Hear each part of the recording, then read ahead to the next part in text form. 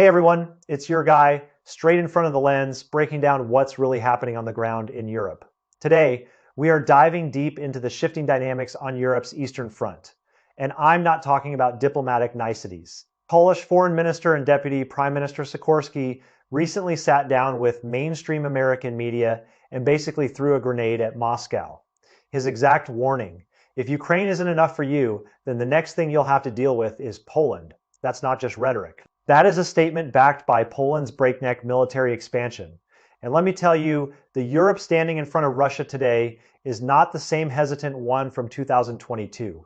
This is a Europe that has watched, learned, and is now actively preparing for the worst case scenario, because they've seen what happens when you assume the bear won't bite. And from our American perspective, this matters directly, because Poland is not just some distant ally. They are a frontline NATO state that we are treaty bound to defend. So why is Poland choosing this exact moment to go so hard? For Poles, Russia isn't some distant strategic chess piece. It's a scar carved into their national DNA. Go back to 1795, Poland was carved up by three empires and literally erased from the world map for over 120 years. That's not ancient history. That's a living memory passed down through generations, taught in schools, and remembered in every national holiday. After World War II, they lived under Soviet control for decades with their culture, politics, and even their daily lives dictated from Moscow. They had Soviet troops stationed on their soil until 1993. That's not that long ago in geopolitical terms. For us Americans, it's easy to forget that level of historical trauma. But for Poles, it's the lens through which they see every Russian move. Sikorski himself is the face of Poland's hawkish wing, and his words are not emotional outbursts. They are the logical next step of a long-term Polish strategy that's been brewing for generations. He's not just talking. He's signaling a fundamental shift in how Poland views its own security, and he's doing it on American television because he knows we're the ones who ultimately matter in this equation. When a Polish leader speaks to us directly, he's not just informing us, he's asking us to pay attention. Over the last few months, Russian drones and military jets have repeatedly buzzed or even breached the airspace of Poland, Romania, Estonia, and other NATO neighbors. We're not talking about accidental incursions here. These are deliberate tests of NATO's response protocols. And by extension, they're tests of our own commitment. Putin's verbal threats against Europe are escalating in parallel with rhetoric that sounds increasingly like pre-war justification, comparing the current situation to the Cold War standoffs of the 1980s. The Ukrainian front hasn't produced a decisive knockout blow. It's bogged down into a grinding war of attrition that favors no one but costs everyone, with thousands of casualties every single week. So Sikorski's message is actually aimed at two audiences at once. One, warning Moscow not to test NATO's eastern flank, and two, reminding Western allies, and yes, that includes us in the United States, don't get war fatigue just because this conflict drags on. He's basically saying, stay in the game because we're next if Ukraine falls. And from where I'm sitting, that's a message we should be taking very seriously, because Poland falling would mean a direct NATO-Russia confrontation that we cannot avoid. We're not talking about some faraway conflict. We're talking about an Article 5 scenario that would put American service members in harm's way. Then, on June 28th, this tension escalated into a full-on collision. Poland's prosecutor general officially filed a court application to seize a former Russian consulate building in Gdansk. This isn't a small building, it's a significant property in a major Polish port city that has symbolic value. Russia's former president and current Security Council deputy, Medvedev, fired back immediately, calling the Poles shameless occupiers. He even pulled out historical receipts, claiming that Warsaw's famous Buildup Palace was built with Russian imperial money. So Russia has every right to sue and reclaim it, but here's the kicker: that palace was actually funded from the Polish kingdom's own budget back when it was under Russian imperial suzerainty. So this isn't even a legitimate property claim. There's no way Russia could legally take a presidential residence from a NATO member state through any court process. It's pure saber rattling, and Medvedev knows it. He's just trying to save face while Poland pushes forward, because he has nothing else to offer his domestic audience except bluster. This is classic Russian behavior. When they can't win on the battlefield, they try to win in the history books. So why is Poland suddenly holding on to that consulate? The real trigger is a string of sabotage attacks on Polish infrastructure. A few months ago, The Warsaw to Lublin Railway was deliberately damaged in a way that suggested professional military-grade sabotage. Not random vandalism. Poland's government points the finger at Russian intelligence. Two suspects have since fled to Belarus, which is essentially Russia's proxy state at this point. That's not speculation, that's an assessment backed by Polish security services and shared with NATO intelligence partners, including our own CIA and NSA. So Poland decided to shut down Russia's last remaining consulate in the country, a facility they've held since the 1950s, back when Stalin was still alive. Russia pulled its diplomatic staff but refused to hand over the building, leaving one token staffer behind to claim diplomatic inviolability. Poland's response cut off heat and electricity, file a court case, and publish land records proving the building belongs to Poland. This isn't their first rodeo. In 2022. They seized a Russian diplomatic compound that outsiders called a spy city because it was so obviously used for intelligence operations in 2023. They took over a school for Russian diplomats' kids, effectively evicting the next generation of Russian expats. Russia retaliated by tearing down memorial plaques at the Cade Monument, where thousands of Polish officers were massacred by the Soviets during World War II. But Poland hasn't backed off an inch. They're pushing forward step by step. And that confidence, it comes from the fastest military modernization Europe has seen in years, and from a close look at what we Americans are doing, because they're modeling their entire military transformation on our playbook. They want to be the America of Europe. Let's talk numbers, because they matter. Poland's defense spending as a share of GDP is now among the highest in NATO, and I mean, they're even outspending the United States as a percentage of their economy. That's right. A European nation is putting more of its economic output into defense than we are, which should tell you how seriously they take this threat. Active troops are already close to 250,000, and their long-term goal is a 500,000 strong force. Compare that to Germany, which has about 180,000 active troops, France about 200,000, and the UK around 150,000. None of them have that many active troops. If Poland hits that target, they'll have the biggest land army on the entire European continent. That's not just a regional shift, that's a game changer for the whole NATO alliance, and it's something we Americans need to pay close attention to because it directly affects our security commitments and our own defense planning. A strong Poland means we can potentially draw down our own forces in Europe and focus on other theaters, like the Indo-Pacific. But a weak Poland means we'd have to send more troops and more equipment, stretching our already thin military resources. On equipment, Poland has ordered over 250 Abrams, main battle tanks from the US. And that's not just a purchase, that's a strategic relationship that ties Polish defense to American industry. Plus hundreds of K2 Black Panthers from South Korea, and with their existing Leopard 2s, they could soon have over 1,000 modern tanks in their arsenal. Think about that, 1,000 advanced main battle tanks, all concentrated on Russia's western flank, all capable of going toe-to-toe with anything Russia can field for long-range firepower. They watched how Ukraine used a limited number of HIMARS to repeatedly hit Russian rear areas with precision. So Poland didn't hesitate. They bought nearly 500 HIMARS systems. That's not a token purchase. That's a massive commitment to deep strike capability that can hit Russian command posts, supply depots, and troop concentrations far behind the front lines.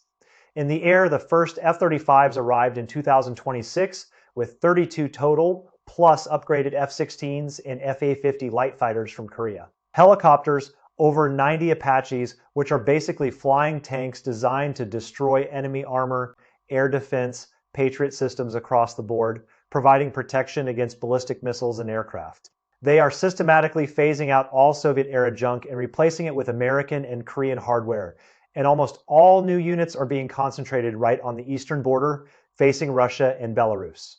This is a complete transformation, not just an upgrade. They're effectively building a new military from the ground up, and they're doing it with our help. To back all this up, Poland is building a massive defensive infrastructure called the Eastern Shield.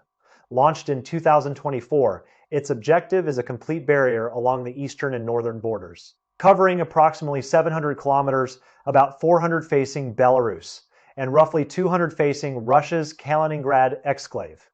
The total budget sits at about $2.5 billion, with completion targeted for 2028. This includes underground bunkers that can shelter troops and supplies from artillery fire, anti-tank ditches designed to stop armored columns dead in their tracks, drone surveillance towers that provide around-the-clock monitoring of every movement along the border, Tethered radar blimps that can detect incoming threats from miles away, physical obstacles that channel enemy forces into kill zones where they can be destroyed, minefields that slow down any advance and cause casualties, and an integrated monitoring system that ties it all together into a single, coherent defense network. The first defensive priority is Kaliningrad, where Russia bases S-400 systems, missile units, and various long-range strike assets that could threaten the Baltics and even parts of Poland itself. The second is Belarus, which Poland views not just as a neighbor but as a potential launchpad for a Russian offensive, especially since Belarus has repeatedly pushed illegal migrants to the border as a political weapon and has seen suspicious infiltrations over the years.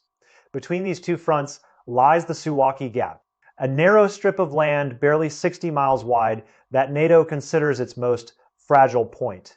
If Russia ever seized that corridor, the Baltic states of Lithuania, Latvia, and Estonia would be physically cut off from the rest of NATO by land. That's not just a military problem. It's a political and strategic nightmare that would effectively split NATO in two. So the Eastern Shield also prioritizes this area with hardened defensive positions designed to hold the gap at all costs. Every time Russia and Belarus hold large joint exercises, Poland deploys up to 40,000 troops to the border, and German engineers have helped build fortifications alongside them. In a real war scenario, Poland's objective is simple: slow the Russian advance long enough for American and Allied reinforcements to arrive in force. That's the whole strategy. Hold the line until we get there. And from our American perspective, that's exactly what we need from an ally: a capable partner who can buy us time to mobilize, who can absorb the first blow and still keep fighting. We don't want to have to start from scratch. We want a partner who can hold the door open for us. But can Russia actually take on Poland right now? At this point, the answer doesn't look optimistic for Moscow. Russian forces have been grinding in Ukraine for over 4 years, and the toll is staggering. Ukraine claims Russian casualties are approaching 1.5 million, even using conservative Western estimates. It's over 1 million. That's a million casualties killed, wounded, or captured. In a single conflict, if Russia were to initiate a full-scale war with a NATO member like Poland, the military risks would be immense. Against Poland plus the entire alliance, they'd struggle for air superiority, and their equipment and troop quality wouldn't necessarily give them a decisive edge from an American strategic perspective. That means Poland is not an easy target. It's a fortress in the making. But we can't afford to be complacent because Russia's military doctrine has evolved, and they've shown a willingness to accept massive losses for marginal gains. They've already proven that in Ukraine, but that doesn't mean the threat is gone. It's just transformed. Russia's main strategy against Europe now isn't mass tank columns rolling across borders. It's what strategists call gray zone warfare, hybrid operations that blend sabotage, cyber attacks, disinformation, and covert provocation. And this isn't theoretical, it's playing out in real time in just 2025 and 2026. Europe saw a surge of sabotage and provocation suspected to be Russian-linked. According to NATO, these incidents have quadrupled in a single year. Examples: undersea internet cables and energy pipelines in the Baltic have been repeatedly damaged, cutting off communications and energy supplies for entire regions. A Czech arms factory was set on fire, disrupting weapons production for Ukraine. A massive Warsaw shopping mall burned down under suspicious circumstances, causing economic damage and spreading panic. Russian jets entered Estonian airspace, testing NATO's response times and forcing fighter scrambles. Dozens of drones crossed into Polish airspace, forcing scrambles and straining air defense resources.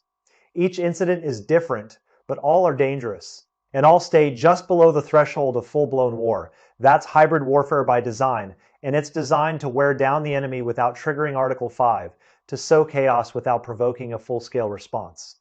And from our American perspective, this is the most dangerous form of warfare because it's hard to attribute and even harder to counter. So when Sikorsky talks about possible Russian false flag operations, that's the exact context. He's warning that Russia might stage an attack on its own forces or on civilian targets and blame Poland or Ukraine, using that as a pretext for escalation. Western intelligence agencies, including our own, have warned that if the Ukraine war ever reaches a ceasefire, Russia could reconstitute its forces relatively quickly. Some assessments suggest that in about 2 years after a ceasefire, they could be ready for a regional war in the Baltics. or even as little as 6 months for a limited operation against a specific neighbor, that's a narrow window. And Poland knows it. So Poland's frantic buildup and fortifications aren't paranoia, they're a calculated hedge against miscalculation in a hybrid environment. From an American standpoint, that's exactly the kind of proactive defense we should be supporting because it buys us time and strategic depth, and it reduces the likelihood that we'll have to deploy our own troops in a high-intensity conflict. Every day Poland grows stronger is a day Russia has to think twice about testing NATO. And that's a good deal for American taxpayers because we're getting more security for less direct investment. Now, WEV focused on Poland defending itself, but they also play a massive role as Ukraine's logistical backbone. Poland's logic is brutally simple. If Ukraine holds, Poland is safer. That's why they've been one of Ukraine's top supporters since the war started.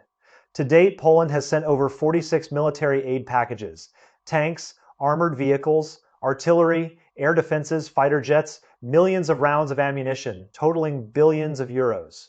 Ukrainian troops train in Poland on Western equipment, learning how to use the very systems they'll be fighting with, from Javelin missiles to advanced radar systems. And Poland constantly pushes NATO to send more aid, often acting as the alliance's conscience on this issue, shaming other members, including sometimes into doing more, even more critical. Poland is the main transit hub for all Western military aid, with approximately 80 to 90% of it passing through Rzeszów Airport and then into Ukraine. That airport is literally the lifeline of Ukraine's war effort. Without it, the supply chain would collapse. Without Poland, those weapons from America and Europe wouldn't reach the front lines nearly as reliably. They'd be stuck in ports or warehouses, vulnerable to Russian long-range strikes. That's why Russia sees Poland as a permanent thorn in their side. Because Poland is the gateway through which our support flows, and shutting that gateway would be a strategic victory for Moscow. So when we send aid to Ukraine, we're really relying on Poland to get it there. Moscow can never be certain that if the Ukraine situation shifts, Poland won't escalate further. If Ukraine were to collapse, would Poland send troops? Would they secure Western Ukraine unilaterally, creating a buffer zone? Those are questions that keep Russian planners awake at night because they know Poland has the capability and the will to act. So Poland's security and Ukraine's survival are now fused. As long as Poland stays strong, the aid pipeline stays open. As long as Ukraine keeps Russia occupied, it's much harder for Russia to pivot its full attention to Poland. So Poland's entire rearmament and preparation is a race against time to be fully ready before the real danger materializes. That's a smart play from a strategic standpoint, and it aligns with our own interests in containing Russian aggression without putting American boots on the ground. We get leverage without liability, which is the best kind of foreign policy. We can support Poland logistically and diplomatically, and they do the heavy lifting on the ground.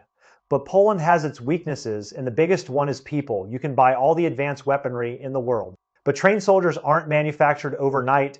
New units formed in recent years are still understaffed and undertrained. So you've got all the shiny American and Korean hardware, but the actual combat power isn't fully baked yet. A tank without a trained crew is just a metal box that can be destroyed.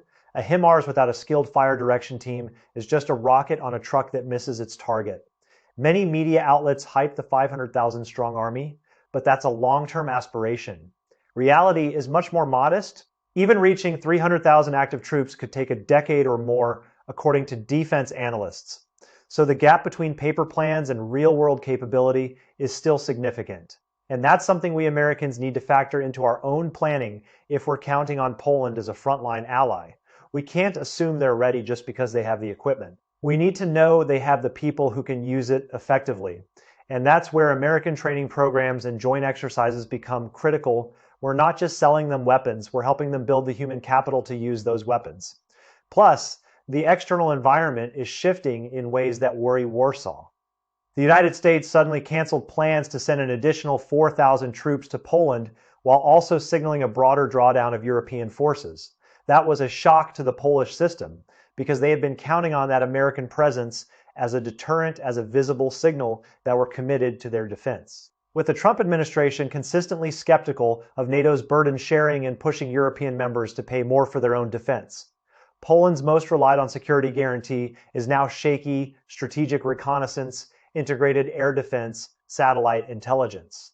And even NATO's overall ammunition production capacity, Europe still leans heavily on the United States for all of that. and even the alliance's industrial base can't keep up with Russia's wartime production.